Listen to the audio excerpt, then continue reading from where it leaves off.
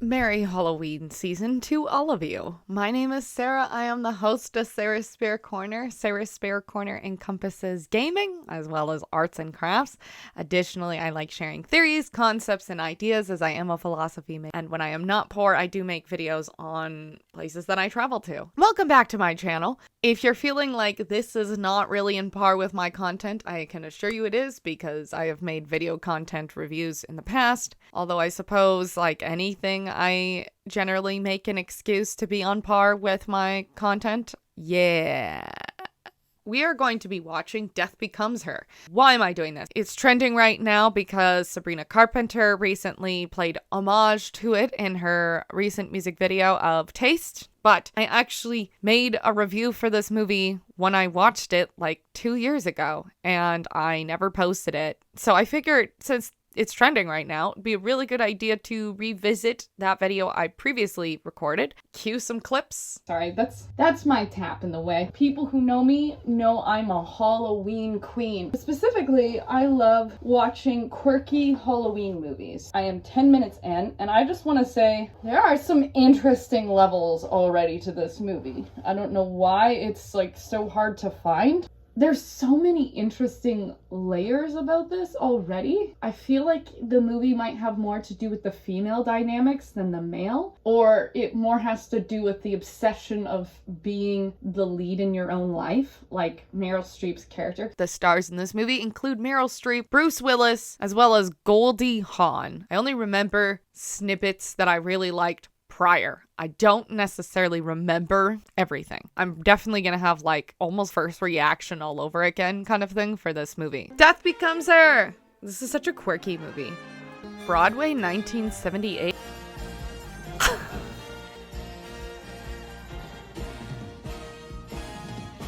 She is not impressed. That was very disco because it's 1970s. It's very mermaid-esque. The colors. I wonder if there's like an association here. The colors are very glitzy, very calming, which is blue, which is like maybe an association with like, because here's the thing, a lot of colors in movies in terms of wardrobe is very important because it tells the story, right? Usually sexiness is associated with red in any like shade of red. Whereas like here she's wearing blue. So it's almost like, my mind goes to mermaids and sirens and like, you know, the temptress kind of thing. Because the blue is, you know, obviously associated with the water. But I feel like in this case, it might be associated with temptress. But wouldn't temptress usually be associated with red? I mean, to be fair, I could just be reading too much into this. But I still think it's, you know, fascinating. The color choices there at the beginning. Because the very beginning of the movie always tells a lot. Hey, the scars. She's so rude to her assistant. Okay, but now she's wearing red, you know? Like lingerie red.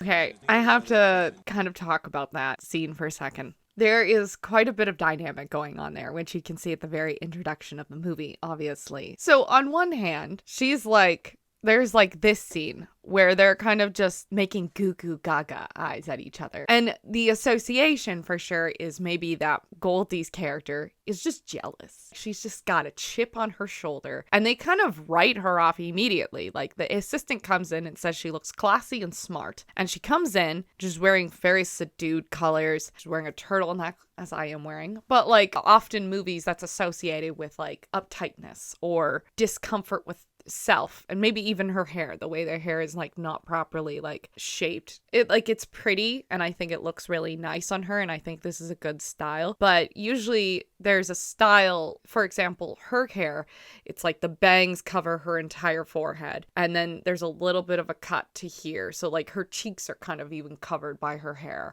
and then down to her shoulders. Whereas Meryl Streep's character has more of a flow back hair, and it's bright blonde, which is often associated in white communities with beauty. And it's not to say that Goldie's character is not blonde. That is technically like a light or a light brown, but it is more association with actually his color of hair. So they're actually kind of matching, like her and her fiance in terms of aesthetic. But he is making goo goo ga eyes at Streep. And he's falling for it. Like, she's flirting with him directly, and he's falling for it directly in front of his partner. On top of this, when Goldie's character walks in, she receives a kiss from Meryl's character. And is immediately like a taken aback, you know, and now she has this kiss mark on her cheek the entire scene, as if it's like stained on her. Like she can't get this woman out of her mind, which is interesting at the same time because she went to go see her show. And then this woman immediately has to present herself as sexy, just out of her Broadway uniform, instead of wearing something more comfortable. Instead, she has to turn it and wear some lingerie immediately just to see her old pal. So I don't know, there's just some interesting dynamics that are being clear to us right now.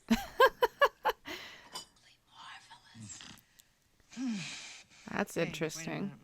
Okay, so Madeline, I mean, obviously we know she's a fiancé stealing, vain woman, but she is also incredibly insecure, and it's to the point where she needs her maid to tell her that she looks very beautiful, even though it's not told us that the maid is required to tell her that she looks beautiful. You get the association where she's like, aren't you forgetting something? And then she's like, well, it's not Thursday. And she's like, you need to tell me every day anyway. In case you're wondering, that is not normal. A worker to tell their boss that is inappropriate. But Madeline is incredibly egotistical. So she is, regardless of anybody else's feelings, she's not like, good morning, how are you today? I slept okay. But how did you sleep? Like, how are the kids, you know? Instead, she's like, you need to tell me I look beautiful and I'm younger every day.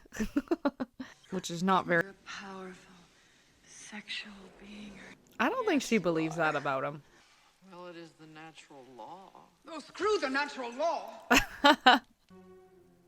Again, we're seeing like levels of her outfit. Obviously, like a very sensuous kind of outfit, covered in red. It's basically like a towel she wrapped around herself, some necklace that is now just covering her breasts. She represents a seduction, but a different type of one, because she's obviously very sexy, but it's not about her sex. It's more about her youth that she offers. And then even with Goldie's character, she's wearing red, which to be fair, she's a natural redhead, so it very flatters her. We've been seeing Meryl's character, Madeline, dressed in a lot of blues, except red when she was attempting to seduce Helen's fiance in that change room moment, which worked. So I definitely can see how there's moments of like pivotal color of red that's popping up throughout the movie, that it's supposed to tell us something about what's coming next.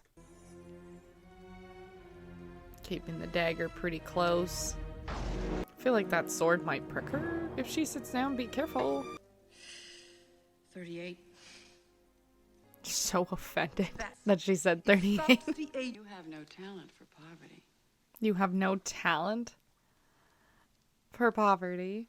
Now, what I find interesting about this, so far, most of the movie has been centered around beauty. Meryl Streep character is voluptuous and young and pretty and seduces Bruce Willis. And the other woman, the not Sally Fields character, is wearing beige and warm tones that are not necessarily flattering to her, and it kind of hides her figure. And then she goes under so much weight, and then she goes away for a bit and does a huge transformation and writes a book and gets super thin, and all of a sudden now he wants her again. And these two women throughout the whole movie are pining after this guy to the point where one of them is more, I guess, not so much worried about losing him, which is Meryl Streep's character because she has him, but she's more worried about her own physical appearance. She doesn't even realize, she doesn't care, because obviously she's a bit of a narcissist. She doesn't care how he feels about the situation. Whereas the other woman, it's like she wants him, but because of like a token kind of reason. Like she doesn't actually want him back in a way, even though she's like flirting with him. It's more to get back at Madison.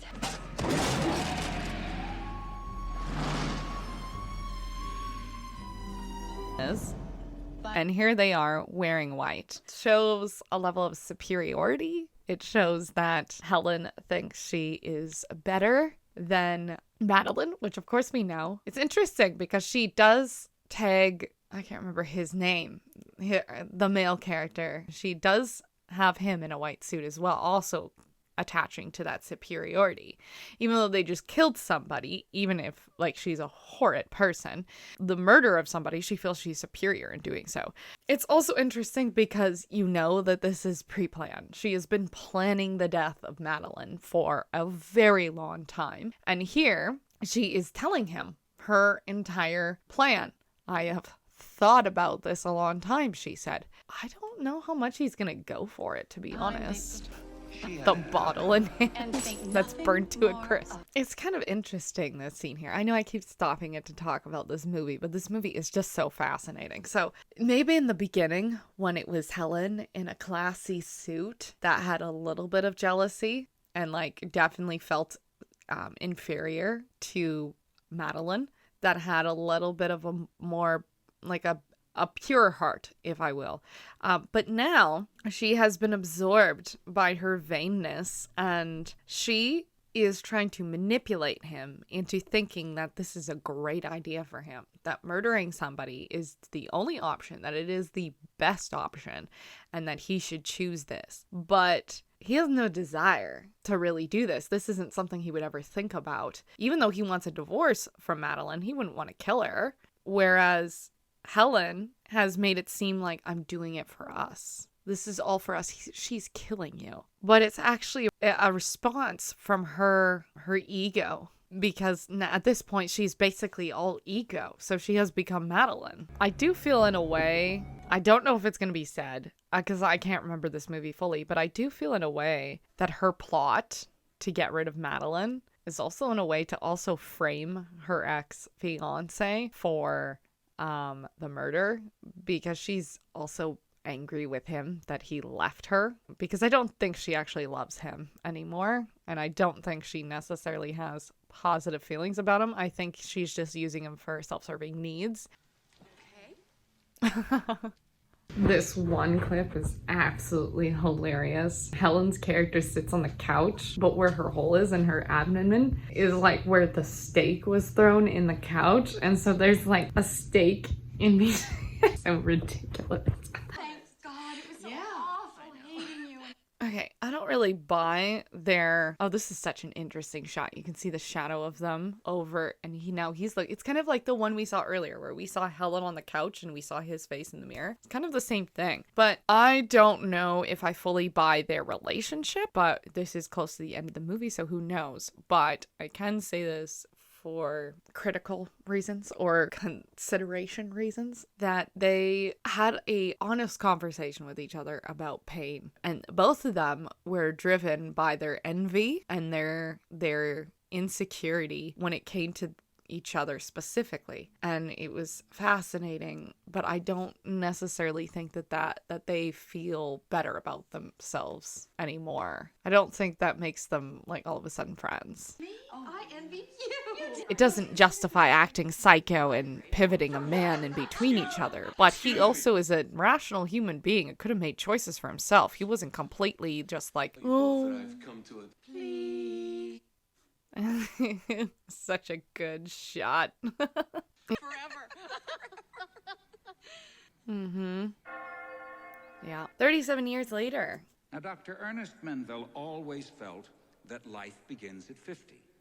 And since we know so, that he had 2 sons and 4 daughters, and then like a biblical patriarch, then he found it. Making him... This is so interesting. So interesting because throughout the whole movie, we have visuals of, even God, the stained glass above the pool where man touches God. One of the most famous paintings ever made, which I believe is Michelangelo's. But regardless, and the way that we're talking about Ernest here, I finally remembered his name. It's as if he finally reached that level of closeness with God that these 2 women were trying to approach with their vainness, and like all the people who had also taken the vial, who were also like these women. They were all in a sense trying to sell on the eternal youth, the closeness to the eternal, closest to the nirvana, and it's specifically in the images of God throughout this film. But they tried doing it through a means of eternal youth and egoism, whereas he has taken it upon himself to completely change his life after leaving them, and instead actually sharing empathy with other people and becoming closer to the image of what God would be, which is not about vainness, but it is about helping others and loving others. At least that's what I'm getting. And they do it through visual vainness, and they do it through their fear of their bodies decaying, and less about like the people they affect or the relationships. Like, even perfect example, like Helen, she seemed okay at the beginning, but then she turned cruel over time. She stumped to the level of Madeline, where Madeline was already cruel because she was bullied as a child and let it become her behavior. It's kind of interesting how Sabrina Carpenter's video, you take it as like, well, there's a like an association of like, do you think the women are actually just pining over this man, but they're actually kind of in love with each other instead? You know, that kind of joke. But then also like a scene at the end where they're like, he's dead. Well, whatever, but we have each other. And it's more of like a loving relationship, whereas this one's more about the self-serving egoism. So it's interesting to see the contrast, because I think both are very apparent, or both are very accurate to different perspectives. Anyways, thank you everybody for watching. I hope you have a lovely day. Let me know in the comments what you thought about this movie. If you've seen it, what are some things that you've noticed about this film that maybe I missed? I had a lot of fun watching this again. And leave a like. I'd love to hear from you. But thank you so much for watching. I hope you have a lovely day, and I can't wait to see you in the next video. But for now, bye now.